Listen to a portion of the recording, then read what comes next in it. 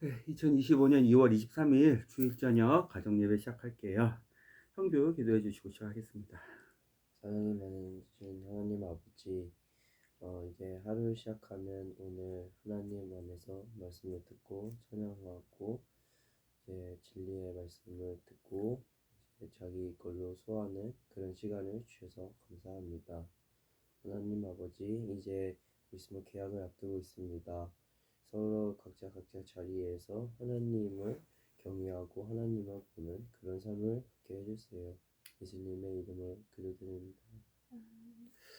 네, 오늘 중등부 수련회에서 갔다 왔죠? 네. 우리는 저는 소년부 계속 했었고 예배 주일 예배 드렸었고 본문 말씀 네. 저는 사무엘상 7장 8절과 12절을 했습니다. 사무엘상 저는 레위기 24장 8절 했습니다. 레위기 24장 뭐 해볼까요? 레위기 하는 게 어떨까요? 사무엘상 레위기 28장? 24장. 24장 24장? 7장에서 8절 24장 성막 결정해 주세요. 어떤 걸 해볼까요? 레위기를 해볼까요? 사무엘상을 해볼까요? 엄마가 레위기에 나타나신 예수 그리스도에 대해서 사무엘상에 나타나신 예수 그리스도에 대해서 결정 빨리 해주세요. 24장 레위기 어때요? 네. 이유는요? 왜냐하면 여기 좀 소제목 같은 걸 보니까 여호와를 욕하지 말아라, 남을 때린 사람이 받을 벌이라고 써져 있어서 여기서 좀 배울 점이 좀 많을 것 같아요. 24장. 24장은 성막 안에 있는 진설전과 금초대에 관한 내용인데요.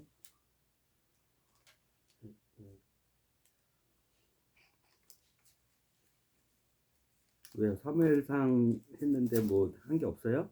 아니요, 빨리 설명을 하고 싶어요. 사무엘상이요? 엄청 규리는 뭐 해볼까요? 저는 레위기. 왜요? 이유는요? 왜냐하면 진설병이라는 단어도 오늘 처음인데 진설병에서의 하나님의 나라가 예수님이 어디 있나, 그래서 저는 거기부터서. 예, 그럼 레위기 24장 합시다. 네. 다시 말씀드리지만 네. 율법은 폐기되었다고 주 예수 그리스도의 완성 안에서 폐기가 된 거예요. 사람이 못 지키니까 그걸 온전히 이루신 예수 저기 사도행전에도 써 있고 고린도전서에도 써 있고 율법은 예수 안에서 폐기가 되었다고 분명히 선포를 했어요. 근데 예수님이 마태복음 상상수 5장, 6장, 7장을 가르치면서 나는 율법을 폐기시키러 온 게 아니라 율법을 완성시키러 오셨다. 가 순서가 먼저인 거예요. 율법을 지키지 않는 하나님의 법, 하나님의 명령, 규율을 지키지 않는 유대인들을 향해서 엄히 꾸짖으셨어요. 그리고 율법을 자기가 편한 것만 지키게 하고 다 가르치지도 않는 율법학자들이나 그 당시 종교학자들도 엄청나게 혼났어요. 그리고 율법을 가르치고 행하지도 않는 사람들 또 혼났어요. 그래서 율법은 지금은 폐기됐지. 우리가 뭐 율법에 대해서 뭘 그렇게 주목하고 율법에 대해서 실제적으로 예수 그리스도가 완성하신 율법에 대해서 뭐 우리가 알아야 돼.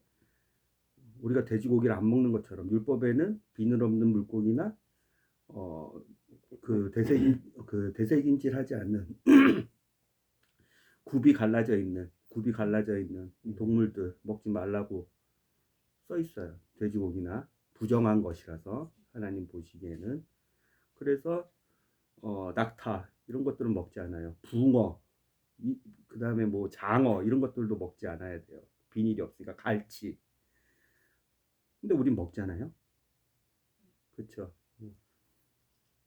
그런 관점으로 우리는 생각해 봐야 돼요. 그렇지만 하나님이나 하나님 아버지나 예수 그리스도는 이 율법을 자신의 지체가 된 교회에게 지금도 지키라고 하시지 않아요. 왜냐하면 이미 디스펜세이션은 바뀌었기 때문에 하나님이 통치하시는, 하나님이 연륜으로 다스리시는 방식은 율법을 완성하는 시기 이후로 바뀌었기 때문에. 근데 율법 완성 전에는 아까도 예수님도 그러셨고, 그 다음에 율법을 지키지 않고 율법을 우습게 여기고 율법을 부분적으로 가르치고 율법을 행하지 않는 그 모든 하나님을 따르는 사람들이 아니라 종교적으로 내가 이걸 지키면 하나님께 상 받겠지. A를 주면 그 A를 감동한 신이 B의 복을 나에게 주겠지. 이런 종교적으로 접근했던 사람들을 엄히 꾸짖으셨어요. 율법을 다 가르치고 너희도 지키라 그랬어요. 그 정신이 어디로 갔냐면 믿음이에요. 믿음. 지금 믿음은 믿는 거지. 그냥 우리 마음속으로, 우리 생각 속으로 그냥 우리가 내키는 대로, 느낌대로 믿으면 되지. 믿음으로 구원받는데 행해야 돼? 순종이 따라와야 돼? 아니요, 그건 무슨 말이에요. 근데 믿고 행하라 그러셨어요. 예수 그리스도께서. 율법도 마찬가지예요. 율법이 사람이 지키지 못해서 예수 그리스도 오기 전에 하나님께서 주신 옛 언약이지만 약속이지만 율법의 면면을 보면 다 하나님의 사랑 그리고 예수 그리스도를 우리가 배울 수 있고, 그 율법도 유대인들은 영원한 규례라고 해가지고 영원토록 지켜야 되는 하나님의 명령이자 아름다운 하나님의 성품을 볼 수 있는 법이에요. 이방인들도 율법을 지키라는 얘기는 아니에요. 지금은 율법을 지키고 율법의 의로 우리가 예수 그리스도를 믿는 믿음으로 그 믿음을 예수 그리스도에 주신 그 믿음을 내가 갖고 있다면 당연히 그 말씀에 그 믿음에 대한 순종으로 예수 그리스도를 기쁘시게 해드리지만, 율법을 지킴으로써 사람이 하나님을 기쁘시게, 사람이 하나님 앞에서 의롭게 될 수 있지는 않아요. 그래서 지금 단계에서 우리 이방인이, 유대인이 아닌 이방인이 예수 그리스도를 믿는 믿음으로 구원을 받았는데 율법을 지켜야 된다. 모세의 율법, 이런 율법을 지켜야 된다 그러면 그거는 정말 이단이에요. 지금 상황에서. 마치 갈라디아 교회의 분쟁을 일으켰던 옛 예루살렘으로부터 올라왔던 바리새인들과 율법 학자들이 믿음으로 구원을 받은 유대인들과 이방인들 향해서, 특히 이방인들 향해서 너희도 할례를 받으라고, 율법을 지키라고 해가지고, 그 율법을 지키는 건 아니다. 하나님의 통치 방식이, 하나님의 연륜이, 하나님께서 의로 하나님과의 바른 관계에서 구원을 받을 수 있는 그 의가 세대가 바뀌었다. 그런 관점으로 우리 율법을 봐야 돼. 그렇지만 이 안에 흐르는 정신은, 그리고 그 하나님이 우리에게 명령하셨던 그 명령들은 우리가 생각해 봐야 돼. 분별을 해야 돼. 그리고 정말 하나님을 따르려면 율법을 꼭 지켜서 의로워지는 건 아니지만, 이 율법을 예수님이 아까 되게 중요시 여기겠다고 그랬잖아요. 예수님 완성하기 전에, 예수님 오시기 전에 4,000년 동안, 4,000년이 아니죠. 예수님이 오시기 전에 1,500년 동안 하나님의 약속이었어. 사람이 의롭게 될 수 있는, 사람이 하나님과 다시 회복할 수 있는. 그렇죠? 아브라함이 4,000년 전 사람이고 모세가 3,500년 사람이니까 1,500년 전. 그 1,500년의 옛 언약을 우리는 하나도 뭐 우리하고 해당 사항이 없어요. 이렇게 해서는 안 돼요. 율법 안에서도 하나님께 믿음으로 깊으시게 율법을 우리가 생각하면서 그 정신과 그 마음과 하나님을 발견한다면 그 율법을 우리 마음속에 두면서 하나님을 기쁘시게 할 수 있어요. 이방인들도요. 유대인이 아닌 이방인들도 율법을 지키고 할례를 하면 유대인으로 받아주거든요. 유월절을 참석할 수 있고. 알겠죠? 이 경계에서 우리는 잘 분별해야 돼요. 어떤 율법은 우리가 지키고 어떤 율법은 우리 마음속에 두고 어떤 율법은 뭐 우리가 그 예수 그리스도가 이미 완성하셨으니까 예수 그리스도 안에 있는 나의 믿음으로 이 율법도 하는데 특히 정결하게 되는 거. 사람이 부정하게 되지 않는 거, 깨끗하게 되는 거. 그런 것들을 다 좀 우리가 주의 깊게 봐야 돼요. 특히 제사법, 예수 그리스도가 완성하신 제사법들의 의미. 그 제사법 안에는 아까 얘기했던 성막이 있고 성소가 있고 그 다음에 지성소가 있고 각각의 그 성막 밖에 성소 밖에 물두멍과 번제단이 있고 성소 안에 진설병과 금초대 그 다음에 그 지성소 안에 하나님의 법궤가 있고 그런 것들의 의미에 대해서 우리가 세밀히 봐야 돼요. 그럼 예수 그리스도를 발견할 수 있어요. 그렇죠? 그런 관점으로 우리가 레위기가 계속 나오니까 얘기를 드려요. 저는 레위기는 우리가 같이 한번 읽어보면서 다시 생각해보고 사무엘상 7장에 나오는 예수 그리스도에 대해서 형규가 얘기해주세요. 네. 저는 오늘 말씀에서 사무엘이 어떤 마음으로 하나님을 믿는지 알 수 있었습니다. 블레셋이 이스라엘을 침범해서 어쩔 줄 모르고 당하고 있었던 이스라엘을 위해 사무엘은 기도했습니다. 여기 8절 한번 읽어보겠습니다. 놀란 그들은 사무엘에게 물려와서 저희를 이대로 죽게 내버려 두지 마십시오. 제발 여호와 하나님께서 우리를 도와주셔서 블레셋 족속을 물리쳐 주시고 우리가 이 위기에서 살아나도록 쉬지 말고 기도해 주십시오 하고 호소하였다. 사무엘은 젖 먹던 어린 양 한 마리를 잡아서 송채로 잘라 여호와께 번제로 바치며 이스라엘을 살려주시도록 여호와께 부르짖었다. 그러자 여호와께서 즉시 다음과 같은 사건을 통하여 그의 기도를 들어주셨다. 사무엘은 그리고 사무엘은 어린 양 한 마리를 제물로 바치고 나서 하나님께서는 그 즉시 블레셋을 쫓아내주셨습니다. 그리고 그래서 사무엘은 미스바와 젠 사이에 어떤 돌을 세웠는데 그 이름을 에베네셀이라고 지었습니다.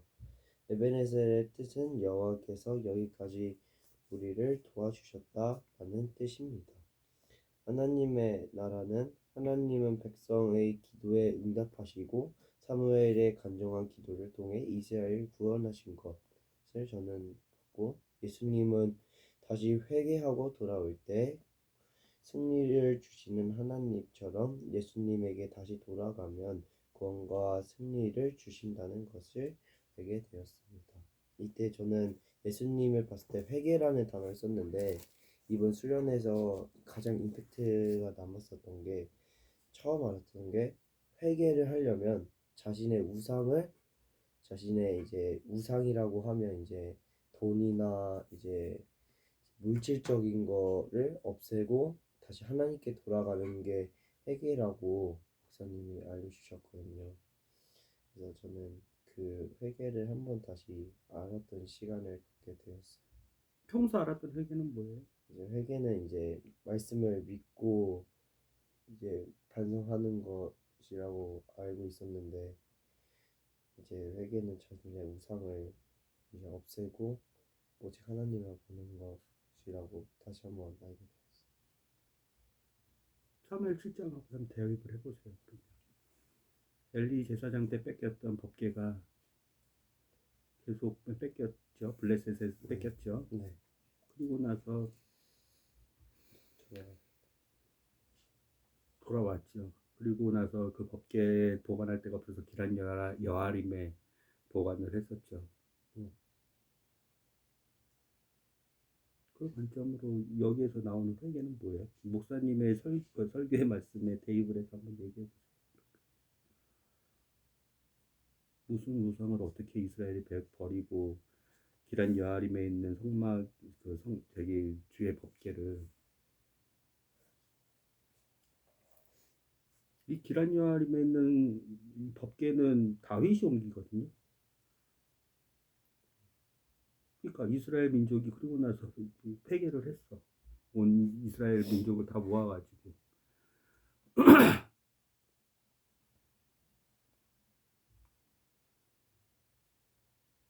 바알과 아스타롯 그 우상 그 목상 그 돌로 만든 석상들을 버리고 회개해서, 그러면 그 우상들을 버리고 회개하니까 그게 회개가 된 거예요. 그래서 미스바하고 센 사이에 있는 돌 하나를 취해가지고 사무엘이 이건 에베네셀이야, 하나님이 여기까지 인도하셨어. 예수 그리스도는 수련회에서 배운, 수련회에 2박 3일 갔다 왔었나요? 아까 뭐 계속 뭐 설교 말씀 쓴 것 같은데 거기서 적용을 해보세요. 적용을 해야 돼. 그렇게 뭐 우상 뭐 어떤 우상을 갖고 있어요? 뭐 우상 뭐 아스타라라고 바알 우상을 뭐 진짜 뭐 걔네는 진짜 신상이나 목상하고 석상을 버렸지만 어떻게 회개를 할 건데요? 그냥 보통 회개, 그리고 회개 기도 다 이렇게 생각해가지고 회개에 대해서 여러 번 가르쳐 드렸는데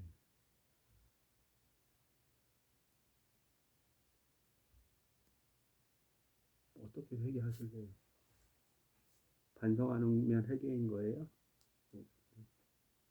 이 사람들 진짜 회개한 거 맞아요? 이스라엘 사람들? 다시는 그 길에서 안 돌이켰어요? 아니에요. 사무엘 이후에 다윗 왕 솔로몬 아들, 솔로몬의 아들 르호보암 시대부터 바알과 아스타롯이 차고 넘쳤어요, 이스라엘에. 그럼 하나님은 순간의 회개를 받으시는 하나님이에요? 이때는 회개했으니까, 바알과 아스타롯 그 우상을 버렸으니까 회개한 거고, 하나님이 그렇게 시간과 공간에 갇혀 계실까요? 회개를 진짜 이 하나님이 받으셨다며. 아까 잘 알잖아요, 우리는 역사를. 사무엘 이후에 사울 왕 다윗왕이 세워지고, 생각을 해보세요. 다윗의 아들 솔로몬, 그 솔로몬의 지혜롭지 못한 통치와 욕심 때문에 르호보암한테 주면서 나라가 두 반으로 쪼개지죠. 위에는 여로보암 북이스라엘은, 밑에는 남유다 르호보암, 아비야, 아사부터 시작하는 그 남유다의 바알과 아세라상이 온갖 산당과 온갖 집을 북이스라엘 말할 것도 없고 뒤덮었다니까요. 몇백 년 동안, 200년 이상. 회개한 거 맞냐고. 다시는 그 길로 돌이키지 않는 거예요. 우리의 회개는 뭐예요? 어떻게 가르쳐 주셨어요, 목사님이? 적용을 해보라고요. 우리는 올바른 회개를 해야 될 거 아니에요. 다시는 그 길로 가지 않는 회개를 해야 될 거 아니에요. 우리는 어떤 지식이 지금 빠져 있는 거예요. 우리도 똑같이 하잖아요. 맨날 회개했다 그러고, 회개기도 했다 그러고, 또 거짓말하고, 또 속이고, 또 감추고, 또 하는 척하고.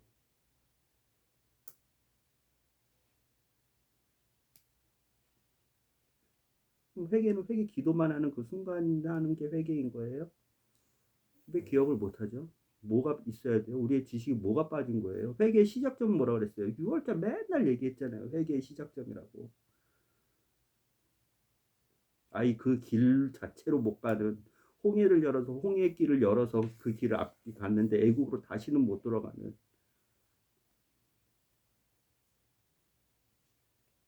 유월절 얘기했잖아요. 유월절은 그래서 회개의 주인공은 회개의 시작점은 우리가 주인공이에요. 하나님이 주인공이에요. 이스라엘 민족이 바알과 아세라 우상을 버린 그 행동이 회개의 시작점이고 그리고 기도하고 미스바에 모이고 돌을 세우고 한 게 이게 사람이 인본주의적인 거거든요. 내가 회개하면 됐지. 내가 죄 지었고 내가 잘못을 반성하면 됐지. 아빠가 얘기하는 회개의 시작점은 은혜예요, 은혜.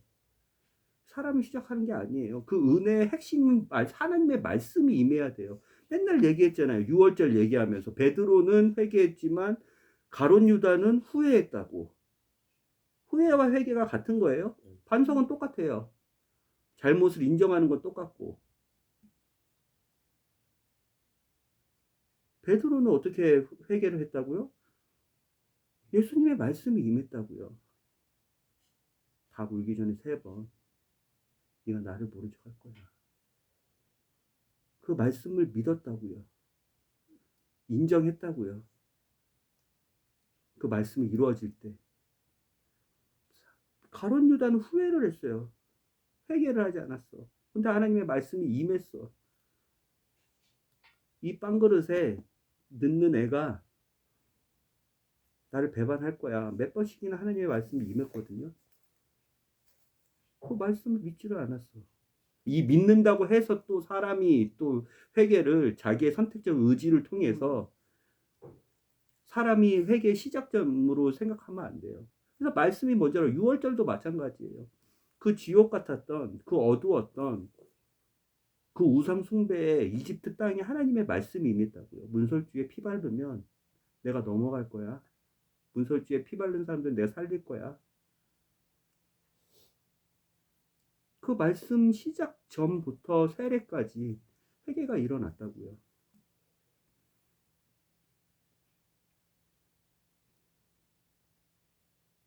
생각을 해봐야 돼요. 목사님의 말씀도 목사님들이 항상 진리를 말씀하시죠. 그렇지만 우리 거로 소화를 시키기 위해서는 목사님과 우리 사이에 말씀을 하시는데 빈 곳이 있거든요. 목사님은 아는 지식, 목사님은 기본적으로 깔고 얘기하는 지식들이 우리는 채워지지 않아서 우리는 맨날 그 빈 곳 때문에 우리께 되지 않아. 그 말씀은 목사님의 재밌는 에피소드나 목사님의 경험담이 아니라 말씀에서 찾아야 된다고요. 말씀에서. 예배 시간에는 그래서 다시 얘기하지만 목사님의 말씀 듣는 거, 목사님의 말씀 적는 거, 목사님의 적용점 찾는 거 중요해요. 그렇지만 이건 목사님의 적용점이지 내가 일주일 동안 살아가야 돼. 내가 날마다 먹어야 돼. 일주일 동안. 그 말씀을 찾지 못하면 우린 그거 간영 듣고 온 거예요. 밥을 먹고 온 게 아니라. 생명의 떡빵이신 예수 그리스도를 먹고 온 게 아니라 우리가 먹고 우리가 잘게 씹고 우리가 소화시킨 게 아니라 우리의 영적 양식 예수님을 더 믿는 하나님의 일을 하는 그 양식을 소화시킨 게 아니라 그냥 강연 듣고 그 강연 읽고 온 거예요. 그래서 그 어느 때보다 치유하는 시간이 돼야 돼. 목사님의 말씀 듣는 시간은. 왜? 내 말씀이 어딨지? 목사님의 말씀은 듣고 있지만 하나님께서 일주일 동안 나에게 주시는 그 말씀 이 회개를 그냥 해가지고 예를 들어 어떤 강연의 강사가 했다고 쳐요. 소화가 다 안 됐어. 의미도 잘 몰라. 말씀은 같이 보고 있었지만 이게 나의 양식이 될 수 있냐고요. 나의 살릴 수 있는 양식이 될 수 있냐고요. 너의 살릴 수 있는 양식이 되면 그걸 누구한테 가르칠 수 있어요. 예를 들어서 우상을 먼저 버리고 우리는 회개해야 합니다. 그 부분을 사무엘 7장을 잘게 쪼개서 이스라엘 민족은 이렇게 우상을 먼저 버렸고 우상을 이렇게 버려서 회개를 이렇게 해서 회개의 근본이신 주 예수께서 하나님께서 믿음을 주셔서 이렇게 아름답게 변했습니다. 그 회개의 길을 후회가 아닌 온전한 길을 걸었습니다. 를 얘기를 다 소화시킨 다음에 얘기를 할 줄 알아야 되는데 그래서 물어본 거예요. 그 목사님의 적용점이고. 근데 많은 지식들이 비잖아요, 지금. 격차가 있잖아요, 지식의 격차가. 그러면 안 돼요. 내 말씀을 찾아야 돼요. 내가 먹어야 돼. 일주일 동안 날마다 기억하면서 누구한테도 얘기할 수 있는. 그래서 말씀을 계속 읽으면서 두 번, 세 번 반복하면서 진짜 성경 구절 목사님이 인용할 때 뭐 PPT나 앞에 띄워보지만 그 말씀이 이 본문이 아니더라도 진짜 맞는지 혹은 내가 놓치는 부분이 없는지 계속 찾아보면서 읽으면서 치열하게 하나님의 답을 치열하게 저작 운동을 하고 삼키고 소화를 시키고 하는 것처럼 그런 시간을 써야 되는 거예요. 목사님 말씀 그대로 뭐 저기 속기사들이 속기하는 것처럼 그냥 받아 적는 게 아니라 핸드폰 보고 있는 게 아니라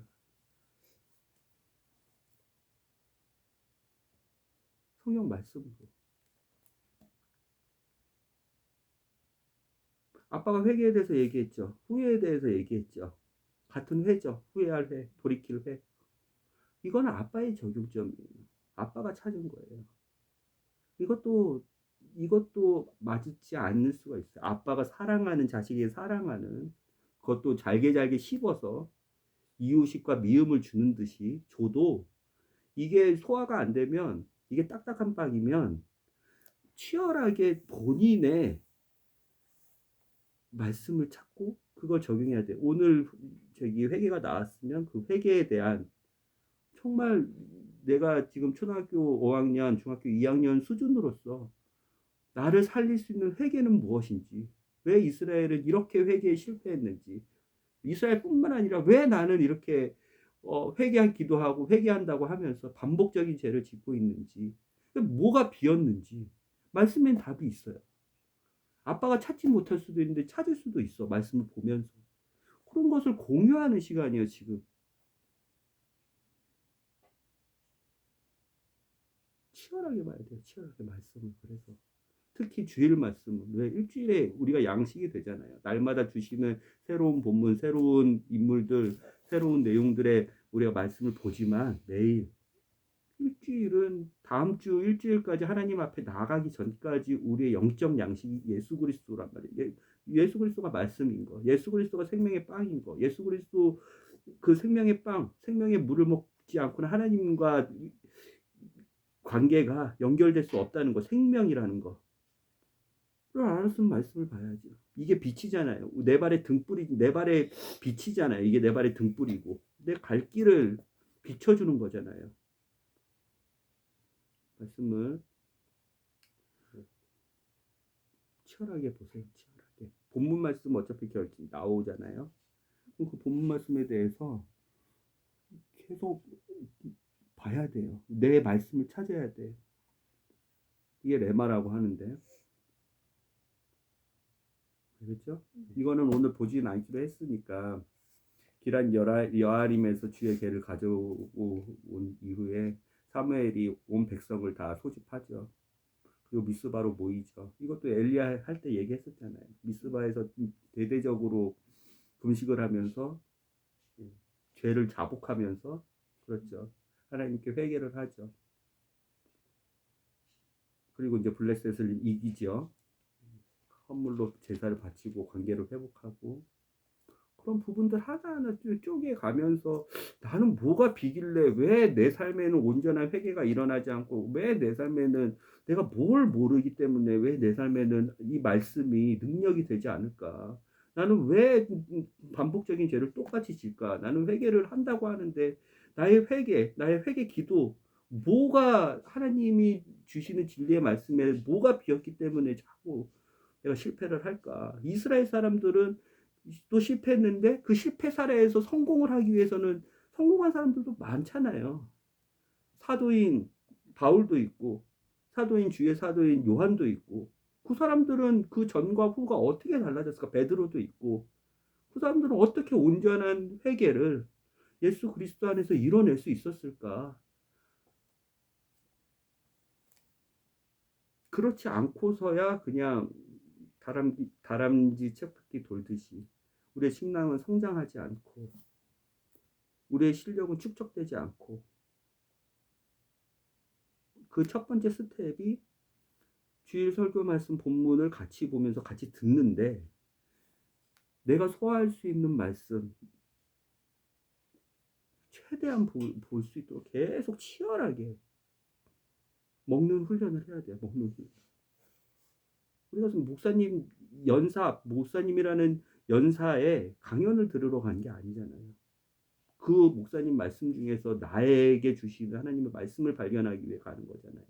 그 은혜를 발견하기 위해. 알죠? 예배 태도를 적는 거에 만족하지 말고 적었다고 내게 되는 것도 아니니까 좀 한 단계 더 나가는 말씀을 읽으세요. 설교 시간에. 여기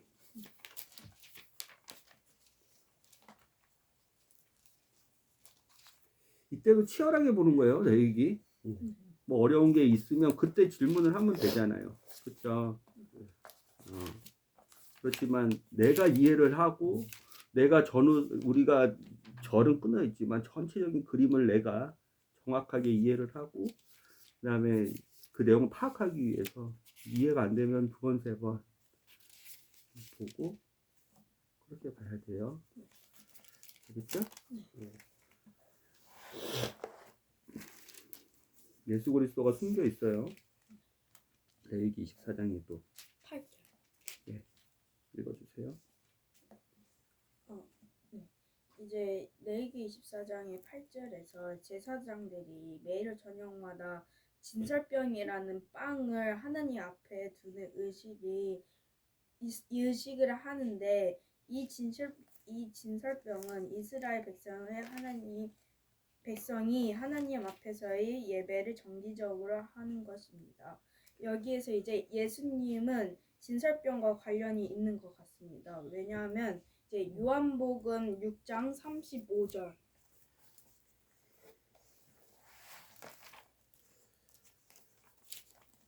35절에 나오는 예수님의 말씀에서는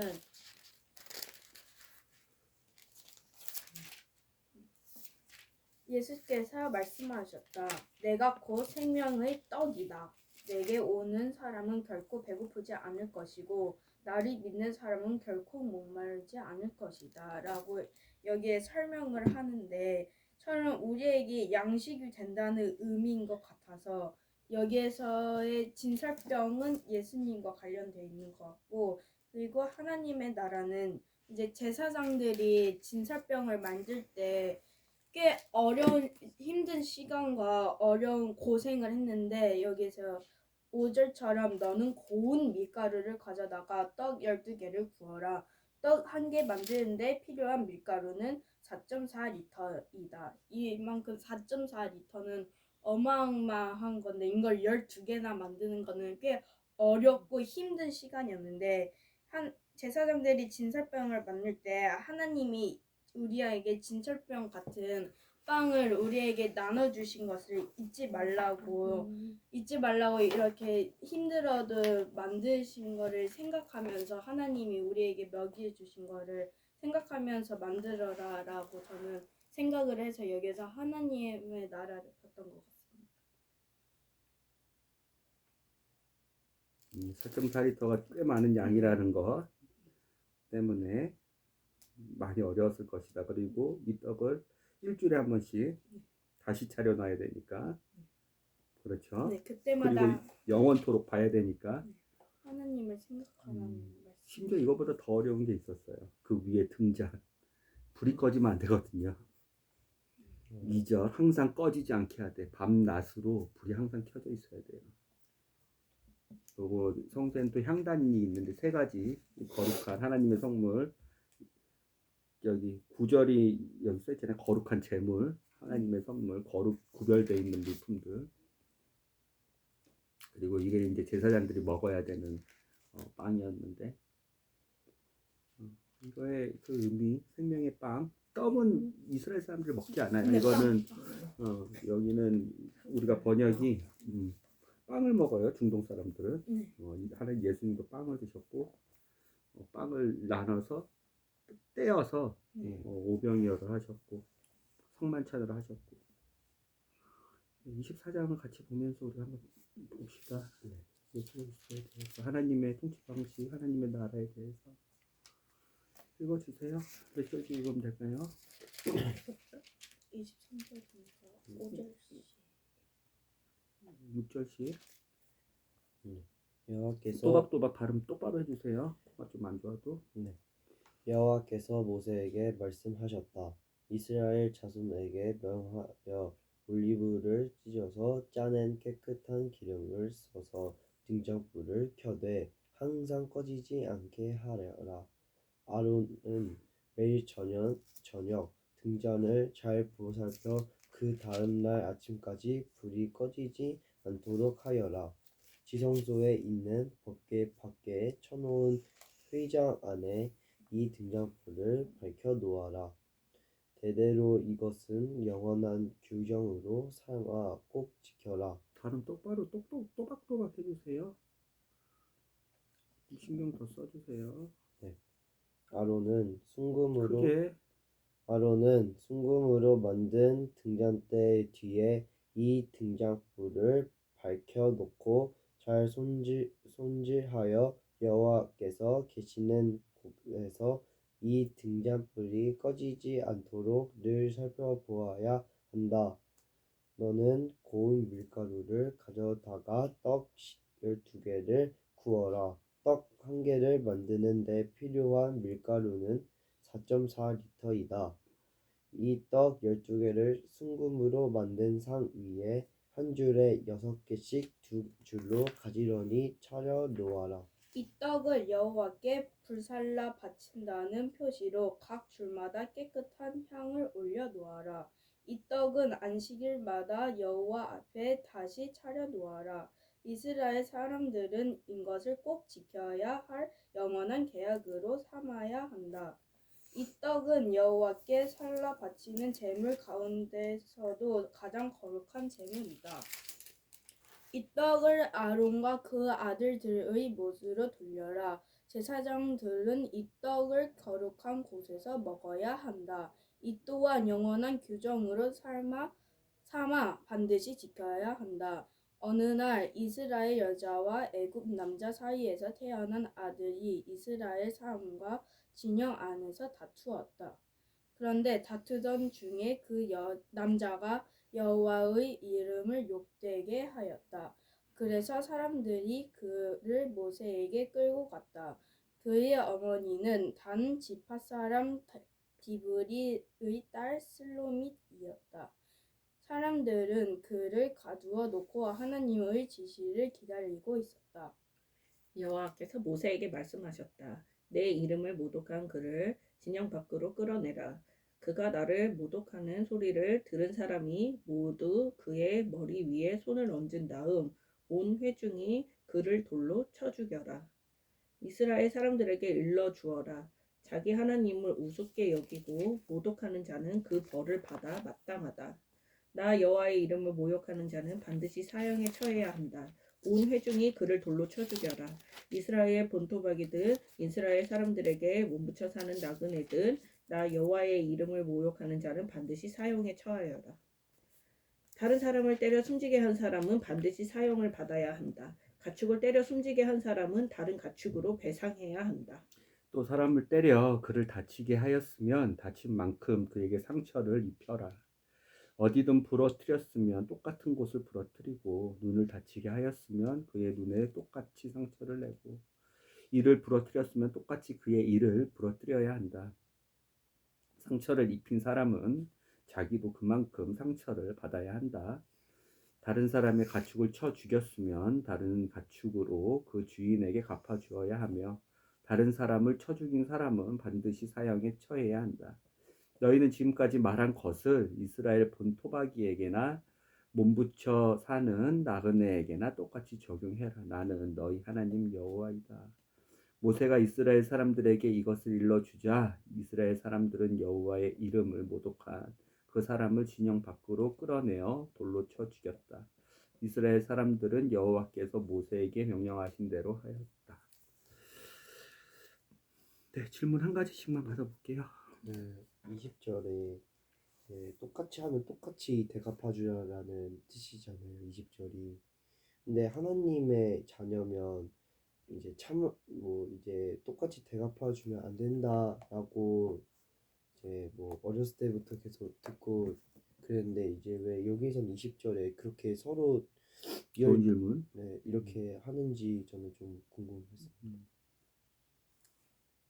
저는 11절에 지파 사람 디브리의 딸 슬로미시. 오늘 뭐 저기 진설병하고 그다음에 저기 등불 그다음에 그 안에 있는 향로 그 전혀 궁금한 건 없어요. 그거에 대해서 일단은 오케이 한 가지씩 받고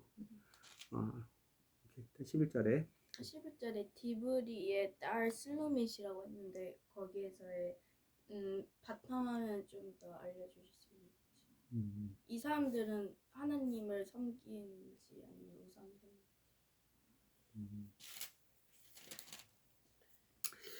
이 슬로밋이 누구하고 결혼했어요?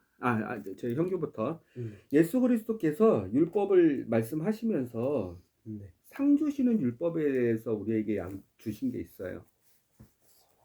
상 주시는 율법. 핵심은 뭐냐면 너희는 특별히 구별된 민족이니까 그게 이 유대인들에게 주신 말씀이지만 예수 그리스도에서 한 몸이 된 교회에게도 주신 말씀이에요. 제가 얘기했죠. 율법은 예수 그리스도가 모두 완성하셔서 그를 믿는 모든 자들이 그 예수 그리스도를 믿으면 하나님이 우리를 보실 때 너는 예수 그리스도를 믿는 믿음 그리고 율법을 이룬 의 두 개 다 너는 다 예수 그리스도 안에서 이뤘기 때문에 너는 의로운 자야. 율법은 하나라도 조그만 하나라도 지키면 하나님은 그거는 죽음이라고 그랬어요. 하나라도 범하면. 예를 들어 오늘 얘기했던 촛불, 금촛대 7개 모양이거든요. 하나 이렇게 되고 이렇게 되고 금촛대 출애굽기에 보면 그 금촛대도 어떻게 만드는지 알 수가 있어요. 상당히 그 금촛대가 만약 불이 꺼지면 죽어요. 진설병을 4.3리터만 한 개를 만들고 12개를 깔아도 죽어요. 4.5리터로 진설백을 12개를 만들어도 죽어요. 하나님의 준엄한 명령이기 때문에 그건 거룩하게 하나님 구별하셨기 때문에 이게 뭔 말이냐면 그게 이방인이든 유대인이든 죽어요. 예수 그리스도 없이 하나님께 율법의 의로 갖고 와가지고 내가 이 모든 율법을 하나님의 말씀을 니스펙에서 다 지켰습니다 했는데 하나님 앞에서 감출 수 없는 감춰진 게 없는 하나님이 보시기에 만약에 이 율법대로 네가 의를 못 이루면 상당히 사소한 문제잖아요. 0.1리터 문제잖아요. 촛대 하나 꺼질 수 있잖아요. 바람에요. 야밤에 그 촛대를 지키고 있어야 되는데 죽어요. 뭔 말인지 알겠죠? 하나님 이 율법은 그만큼 준엄해요.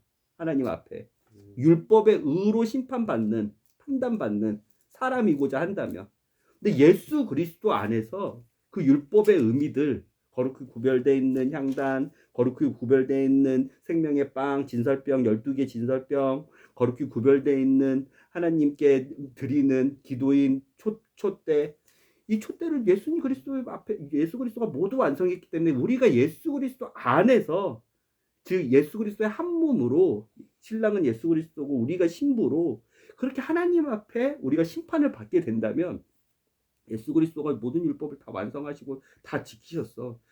율법 이 조문에 있는 이한 율법 외에 예수 그리스도는 하나님이 우리에게 주신 그 정신까지 모두 아름답게 완성하셨어.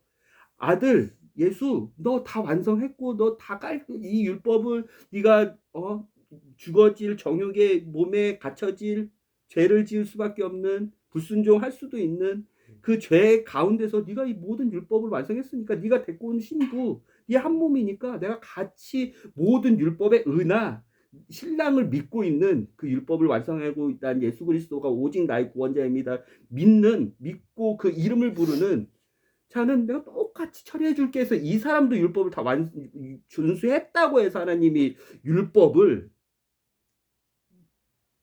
다 이렇구나 해주시지. 하나님이 야 내가 사람한테 거룩해지는 법, 정결해지는 법, 깨끗해지는 법, 부정하지 않게 되는 법, 거룩히 구별되는 법, 그리고 네가 죄를 지었을 때 다시 나에게 올 수 있는 생명의 대속, 누굴 죽여야지 그 생명값으로 누굴 죽여야지 다시 살아나는 그것을 다 줬지만 니네가 능력이 없어서 못 지켰으니 내가 이거 없는 걸로 해줄 게가 아니에요.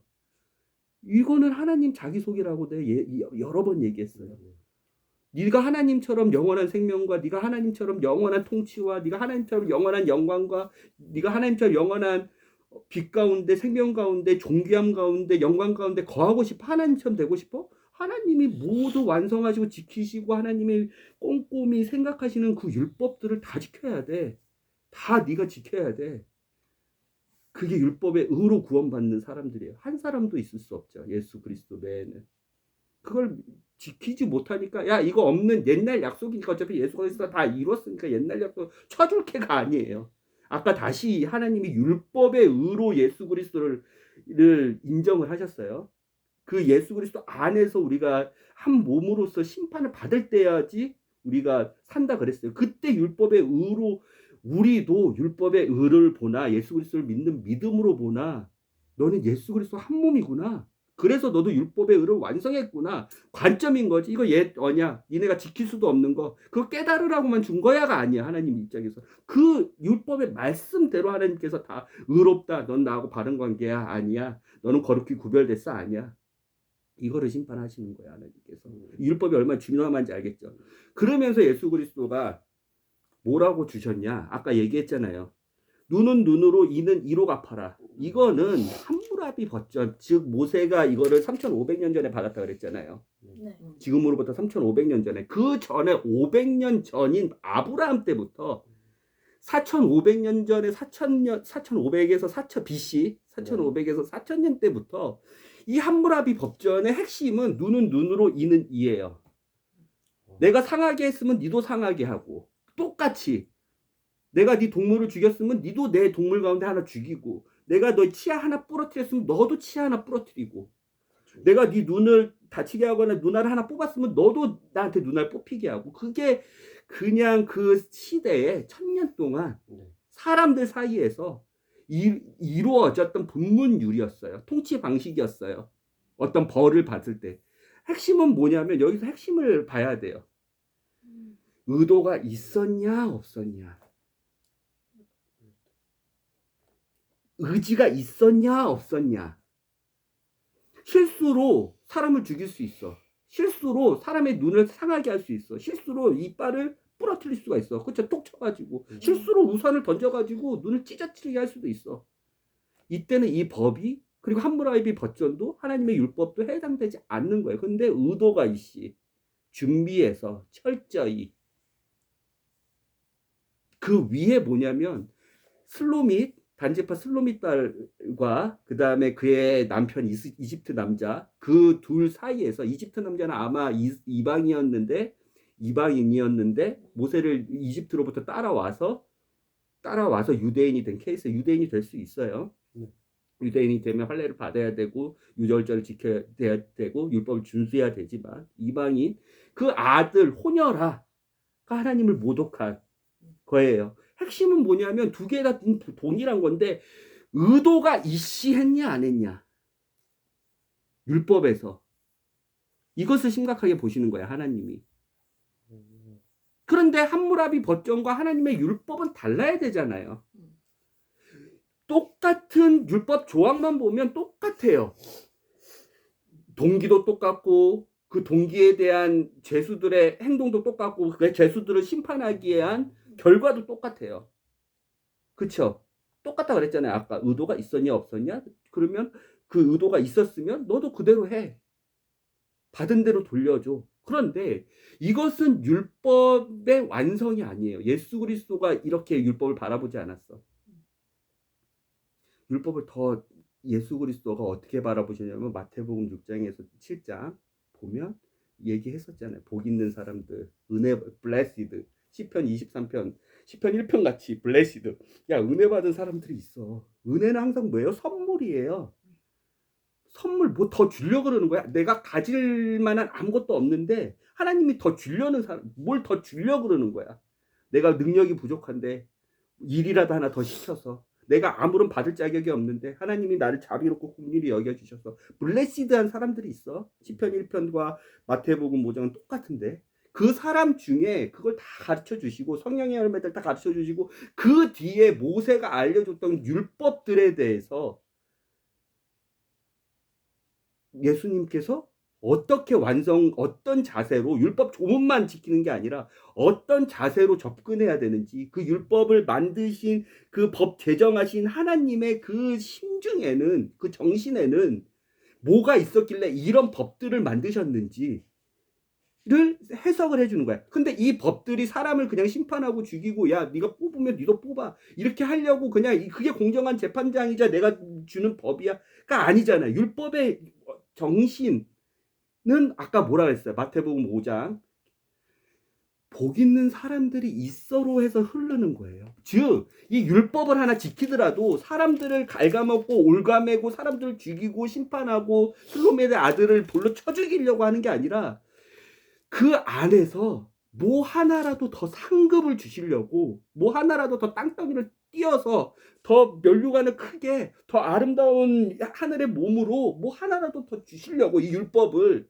그 정신까지 이루면서 잘 지켰을 때 하면서 얘기하셨던 게 있어. 예수님께서 원수를 사랑하라는 율법과 기도하라는 율법이 대표적인데 금식하라는 율법도 다 있어요. 우리가 그때도 다 봤지만 그러면서 마태복음 7장 산산수훈의 마지막은 이거를 그냥 아는 것뿐만 아니라 이것을 지키는 자가 예수 그리스도라는 반석 위에 집을 지우는 자다. 이 말씀을 행하는 자가 예수 그리스도 비바람 폭풍우가 몰아칠 때 그 폭풍 후에 없어지지 않는 집이라 영원토록 예수 그리스도라는 반석 위에 집을 지었기 때문에 그 집으로 상을 받는다 하면서 알려주신 거예요. 그때 율법을 예수님께서 하나하나씩 이 율법 정신은 뭔데? 야 모세는 결혼을, 이혼을, 금식은, 기도는, 원수를 사랑하는 거는 어떻게 가르쳤는데 나는 너에게 말해 간음은 여자를 보고 음욕을 품는 그런 것들은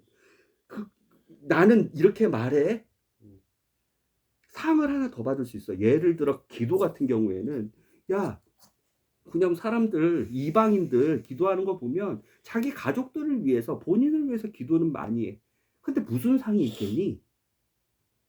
율법의 기도 관련돼 있는 내용, 금식 관련돼 있는 내용, 오늘같이 눈은 눈으로 이는 이로 관련돼 있는 내용. 야 너희는 너희를 핍박하는 자를 위해서 기도해. 핍박하는 자를 위해서 기도해.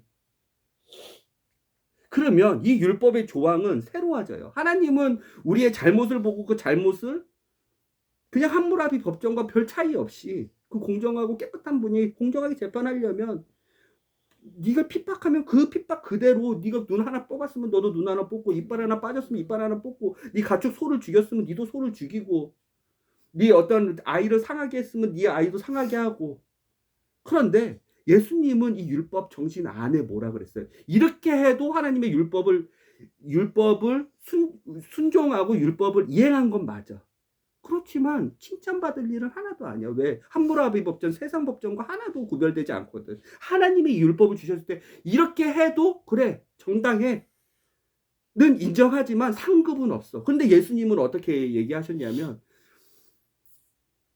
너하고 오리를 같이 가는 사람한테 심리를 가지고 너의 겉옷을 뺏는 사람한테 속옷을 나눠주고 너를 핍박하는 사람에게 다 의도적으로 하는 거예요. 지금 너 핍박하는 사람들이 이방인들은 지 가족하고 지한테만 기도를 하지만 너는 이방인이 아니지 않니?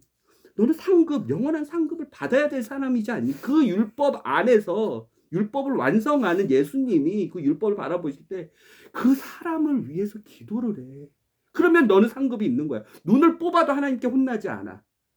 왜? 하나님이 이 말씀을 이렇게 적어놨으니까. 함무라비 법전도 이렇게 통치해. 그렇지만 하나님 안에서 이 말씀을 보여주시고 그 율법의 정신은 여기 써있지는 않잖아요. 이건 율법 조문이잖아요.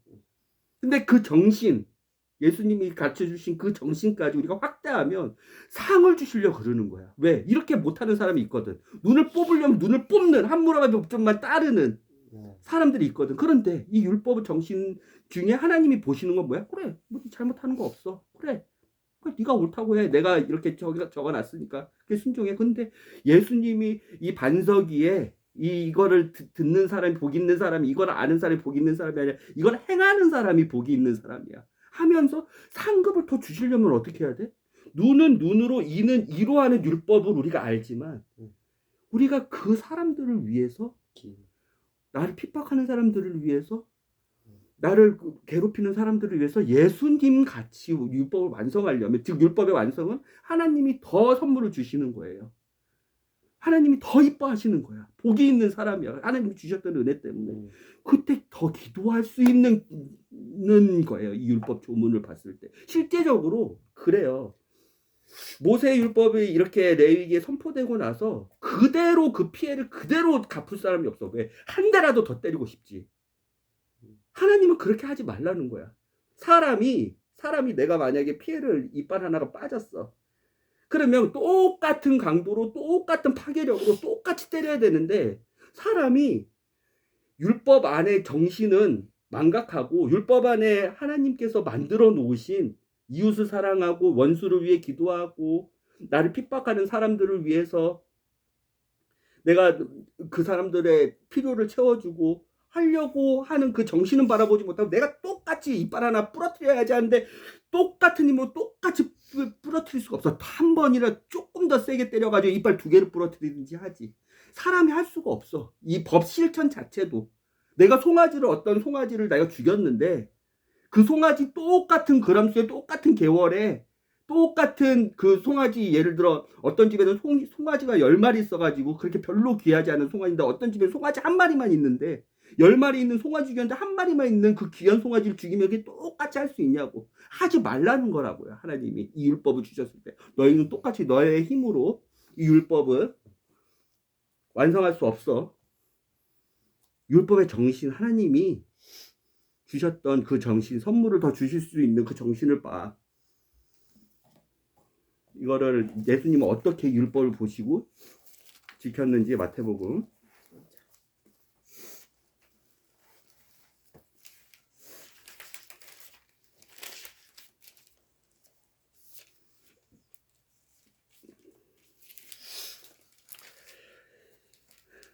마태복음 5장 소금과 빈 이제 얘기하시고 나서 저희 이제 모세율법 21절부터 계속 나오죠.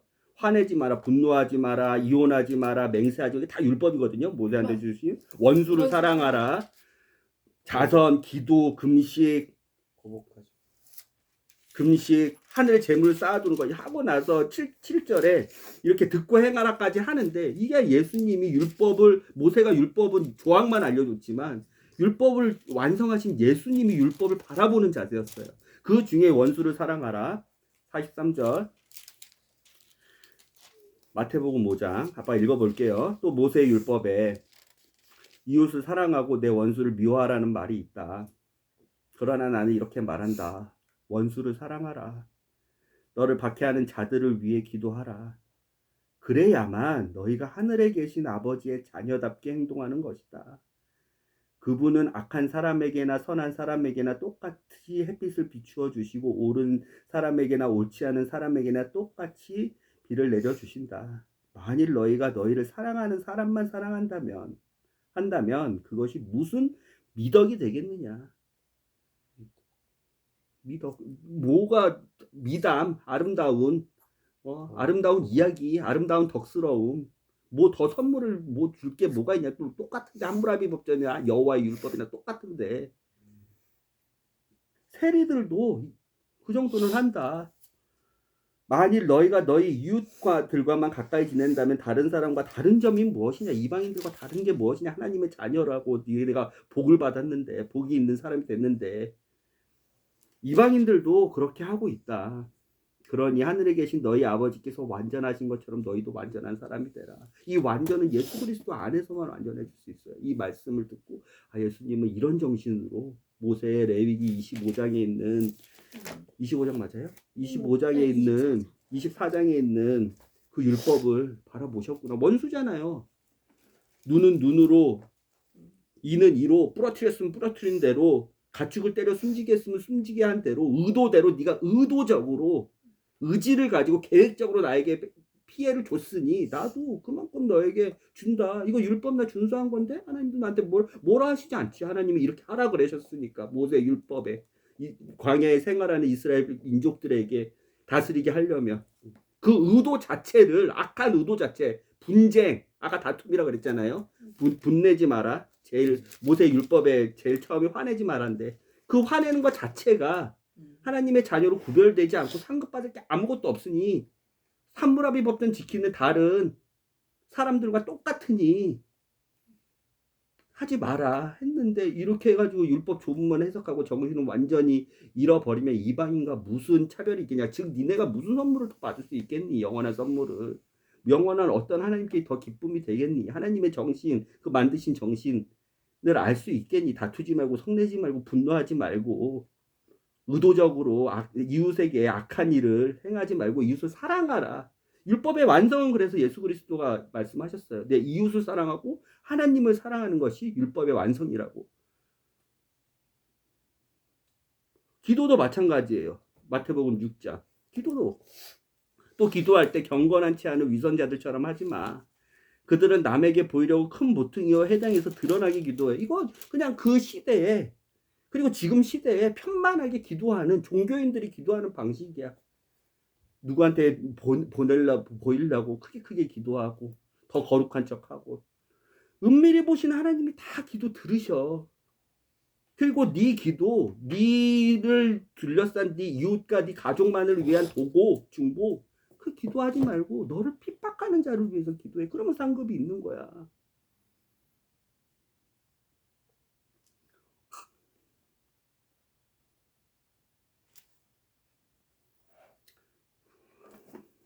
알겠죠? 네. 그런 관점으로 이제 24절 저기 슬로미 딸과 이집트 남편에게서 나온 하나님을 모독한 그게 의도가 있는 거예요.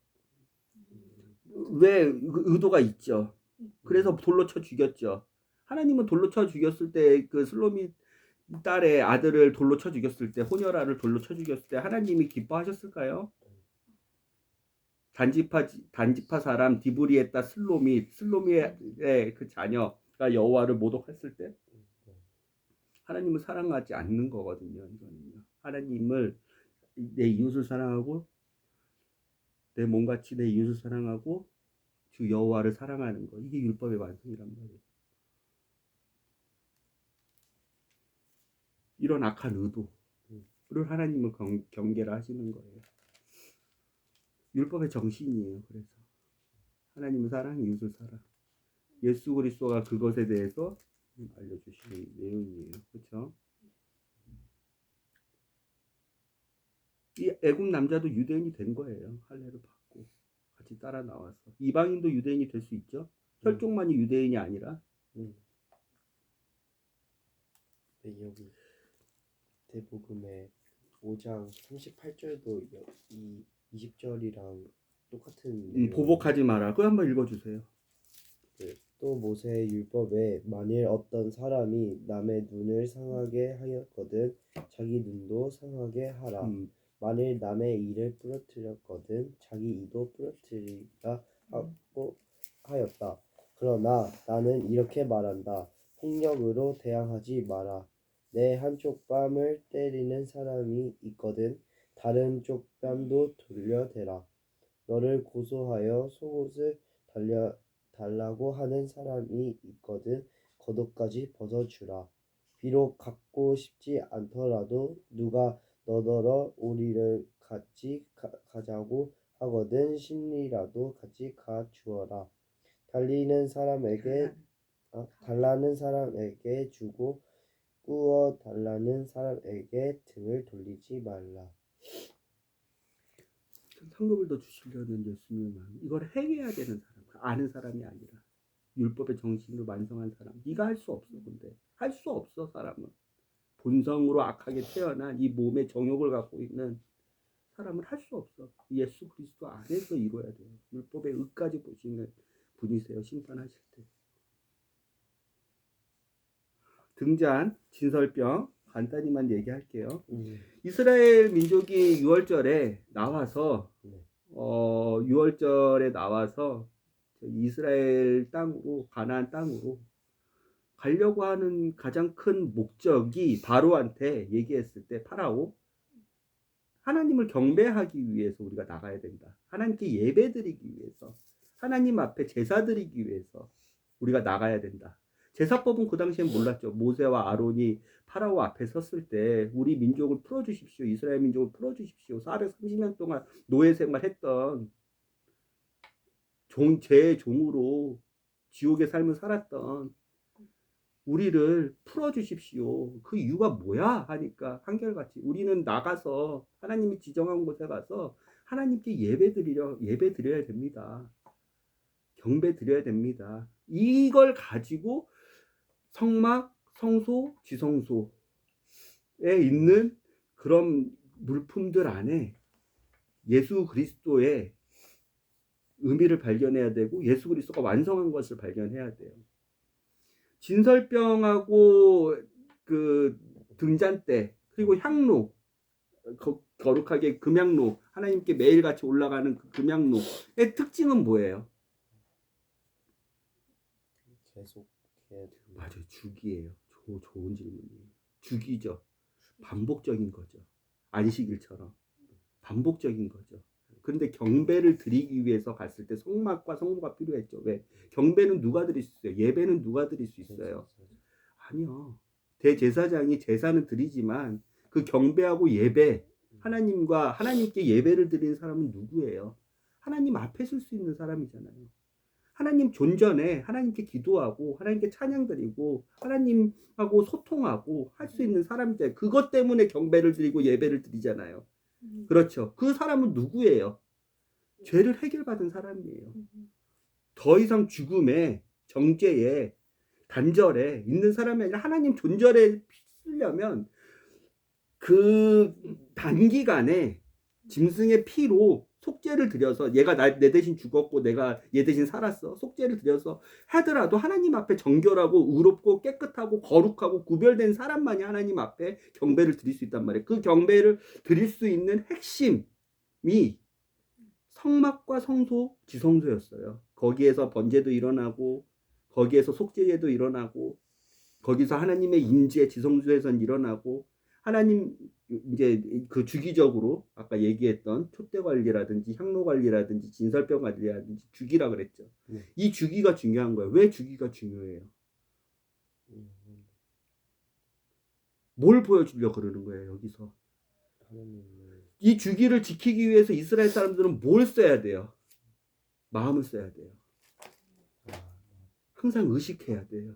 그렇죠. 그러면서 그 마음을 쓰면서 하나님은 뭘 얘기해 주고 싶은 거예요? 예수 그리스도 안에서 진설병, 금향로, 향로, 성소 안에 있는 세 가지의 거룩한 그거예요. 구별점이에요. 성소 밖에는 그 야드가 있는데 그 야드에는 물두멍하고 번제단밖에 없어요. 짐승의 내장을 닦고 자기 손을 깨끗이 하고 그 다음에 저기 짐승을 각다 해서 짐승을 올리는 번제단. 그 성막 밖에 그 휘장 그 방구로 해가지고 똥을 버리는 곳 거룩하게 더러워진 거 다 버리는 곳 태운 걸 다 버리는 곳 그 지성소 이렇게밖에 없어요. 그러면 자 뜰 저기가 있고 성소를 중심으로 가장 거룩한 지성소가 있고 성소를 중심으로 밖에 번제단과 물두멍이 있고 근데 그 성소 안에 핵심이 주기적으로 관리하고 주기적으로 마음을 써야 되는 거야. 진설병 그렇죠. 일주일에 그렇죠. 일주일마다 안식일마다 12 그 떡덩이들을 배열 6개 열로 배열을 해야 되고 떡 하나에 4.4리터면 얼마나 큰 빵이겠어요, 얘가. 그리고 그거를 거룩한 곳에서만 또 먹어야 되고 그리고 금향로도 올리브 기름으로 유대인들은 밤이 해가 마무리 지면 이제 날이 시작됐으니까 그 날이 시작한부터 불이 꺼지지 않는지 계속 확인해 줘야 돼. 아론의 제사장들은 계속 마음을 써가지고 주기적으로 봐야 돼. 향로도 마찬가지고 성소 안에 있는 새 제물이 주기적인 거예요. 마음을 써야 돼. 우리가 주기적으로 교회 가고 주기적으로 하나님 앞에 우리가 예배드리러 가고 주기적으로 유대인들이 토요일마다 안식일을 지키는 듯이 이거는 뭘 얘기하는 거예요? 마음을 섭리하는 동행인 거예요. 동행. 왜? 거룩한 임재, 지성소는 우리가 지난주 또 레위기 봤었을 때 대속죄일과 나팔절 봤을 때 1년에 한 번 대제사장들만 들어갈 수 있는 곳이었어. 대제사장만 1년에 한 번 들어가는 곳이야. 지성소, 성소보다 지극히 거룩한 성소, 휘장으로 가려져 있는데 그 휘장 안에는 대제사장들만 1년에 한 번 들어갔었어.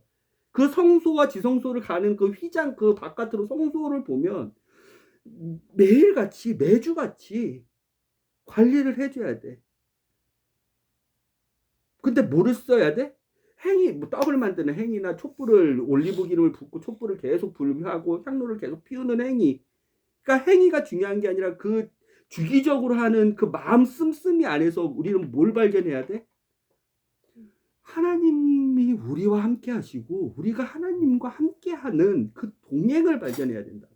예수 그리스도가 우리를 떠나시지 않으시고 우리의 영원한 빛과 등불처럼 우리의 영원히 우리를 공급하신 생명의 떡인 것처럼 우리의 영원한 기도를 예수 그리스도가 흠양하시는 그 기도 안에서 예수 그리스도가 즐거워하시는 것처럼 주기적으로 하는 우리의 마음 씀씀이 안에서 우리는 예수 그리스도와 동행해야 되는데 더 깊은 의미는 뭐냐면 하나님이 우리와 동행한다고요.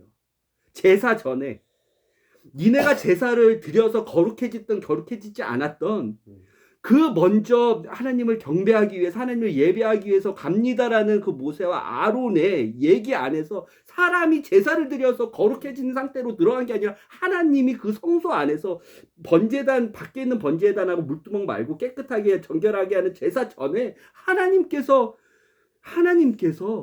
경배받지 못한 사람의 상태라도 항상 그 불과 빛과 빵 생명의 빵과 그 거룩한 그 향로로 우리와 함께 해 주신다고요.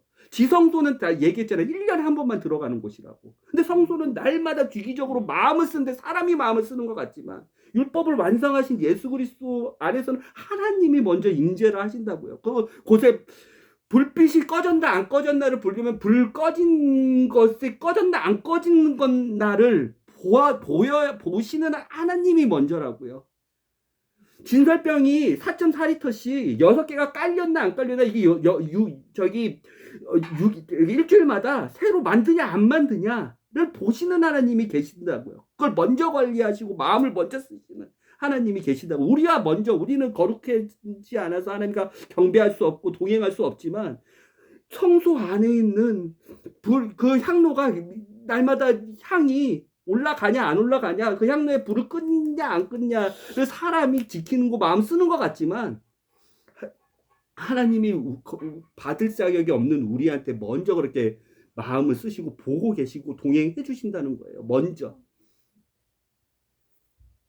뭔 말인지 좀 소화가 돼요? 이게 아빠가 소화시킨 내용이에요. 너희는 더 치열하게 봐야 돼요. 이걸 가지고 아빠는 일주일 동안 잘근잘근 씹어 먹어요. 그러면 예수 그리스도를 더 믿을 수 있는 하나님의 일을 할 수 있어요. 이 생명의 양식으로. 너희는요. 지금부터 축적을 해야 돼요. 그래서 믿음의 축적, 말씀의 축적, 소화의 축적. 아빠보다 키가 더 커지고 있잖아요. 지금. 아빠보다 훨씬 더 좋은 가정에서 훨씬 더 하나님의 축복 성장하고 믿음적으로 성숙하고 하는 키는 말씀을 얼마나 내가 소화력 있게 잘 섭취하고 먹느냐. 뭔지 알겠죠? 아빠를 뛰어넘으라고요. 이건 아빠 소화이고 그 소화 전에 알겠죠? 생명이 빵을 각각 먹어야 된다고요. 각각 고백해야 된다고요. 엄마하고 아빠가 한 몸이지만 하나님 앞에서는 그리스도의 심판석에 한 몸으로 설 수가 없다고요. 상급이 똑같을 수가 없다고요. 각각이 먹어야 된다고요. 빵을. 생명의 빵을. 각각의 그 생명의 등불, 나의 빛 대신 예수 그리스도가 나와 함께 항상 함께 하시고 나는 거룩하지 못할지라도 나는 더러울지라도 나를 떠나지지 않는 성령님 함께 하시고 내가 어떻게 기도해야 할지 몰라서 그 금향로로 그 향로로 하나님께 저기 금향로를 태워서 올려 그 지극한 그 거룩한 성소에서 하나님께 드려야 돼. 내가 어떻게 기도할지 몰라서 기도를 못 하고 있는데 성령님께서 먼저 나에게 어떻게 기도해야 되는지 알려주시고 나 대신 갈 바를 알지 못하고 갈 바를 알지 못한 기도 가운데서 이 성령님께서 나를 위해서 먼저 기도해 주시다. 그 향로를 올려주신다고요. 내가 주기적으로 하는 것 같지만 하나님이 주기적으로 받을 자격 없는 나에게 번제단하고 이 태우기 전에 그 거룩한 곳에서 하나님께서 언제나 나와 함께 해주신다고요. 이게 예수 그리스도가 완성할 율법을 완성하셨던 정신이라고요. 사람은 올가매는 것 같지만 이거는 조선 시대의 조상들을 위해서 제사하는 거하고 완전 달라요. 왜? 후손들이 정신 차리고 마음을 써야지. 조상들을 위해서 조상 그냥 받아먹고만 있고 그렇지 않다고요. 하나님의 제사법은요. 먼저 자격 없는 우리에게 먼저 경배할 수 있도록 길을 만들어 주시고 경배할 자격이 없는 죄인이지만 그 곳에 먼저 인지해 주셔가지고 거룩한 곳을 지극히 구별하시고 거기에 계시는 하나님 예수님을 우리가 만나볼 수 있다고요. 알겠죠? 율법의 조문뿐만 아니라 그러면 우리가 율법을 폐했다 그랬어. 바울은 여러 차례 폐했다 그랬어. 예수 그리스도가 완성하고 나서 율법은 폐해졌다. 베드로 사도 야고보 사도도 그 예수님의 그 동생 야고보 사도 그 당시에 예루살렘의 그 가장 높은 사람들도 인정했어. 율법은 이방인들에게 주신 율법은 폐해졌다. 그래서 이방인도 믿음으로 구원받을 수 있다. 율법 지키지 않더라도 할례 받지 않더라도. 그런데 예수 그리스도 안에서 우리가 율법을 다시 발견하면 하나님의 사랑, 그 율법의 핵심 정신이 이웃을 사랑하고 하나님을 사랑하는 것, 그게 명령이 아니라 그 안에서 뭐 하나라도 더 그 정신까지 들어가서 하나님을 사랑하면 하나라도 더 선물을 주시려는 예수님의 율법 정신의 완성을 우리는 볼 수 있다고요. 그럼 우리가 율법을 지켜야 돼요? 안 지켜야 돼요? 그럼 율법주의자들 우리는 안 지켜도 돼요. 그래서 자유인 거예요. 자유야. 네가 지키든 안 지키든 예수 그리스도가 일어났지만 그렇죠. 그렇지만 자유라도 예수 그리스도가 완성하신 그 의미와 정신을 우리가 살피면서 하나님께 율법에 대해서 감사하면서 율법의 정신을 우리도 계승하려고 하는 그거는 율법주의자들이 지키는 바리새인들이 지키는 율법과 달라. 예수 그리스도가 지키는 방식으로 우리는 율법을 바라보고 지키기 때문에 상급을 주시니까 그 율법을 했냐 안 했냐 행하라. 완성하신 그 부분께서 행하라 그랬어. 본인이 행한 것처럼. 그럼 우리는 어떻게 달라져요? 그 율법 하나하나 모든 율법을 다 지킬 필요는 없어요. 근데 그 율법 하나하나에서 예수 그리스도의 정신을 발견하면 그게 상급이 되는 거라고요. 우리의 영원토록. 우린 율법을 이렇게 봐야 돼요. 기도할까요? 네. 하나님, 생명의 빵이신 예수 그리스도, 생명의 물이신 성령 하나님 찬양합니다. 먹지 않으면 죽을 수밖에 없는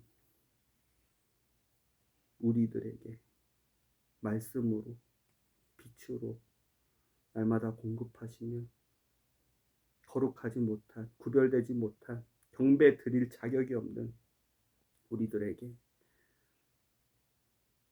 먼저 찾아오셔서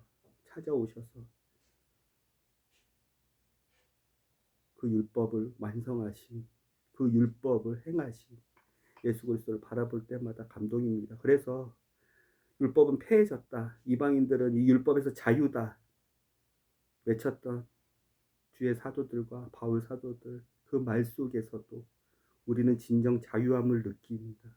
그렇지만 율법의 완성이신 율법의 정신까지 그 만드신 의미까지 새롭게 하신 예수 그리스도 그분을 따라갈 수밖에 없습니다. 하나님 레이기 말씀을 계속하고 있는데 제 부족한 지식과 입술의 지혜 없음에서 말 실수가 있을 수 있고 예수 그리스도가 가려질 수 있습니다. 주님, 제 입술, 지혜 없는 입술을 붙잡아 주시고 이 율법의 정신을 이루신 예수님만 우리 아이들과 레위기, 민수기, 신명기, 출애굽기를 나눌 때 드러나게 해주세요. 예수님의 이름으로 기도드렸습니다. 네.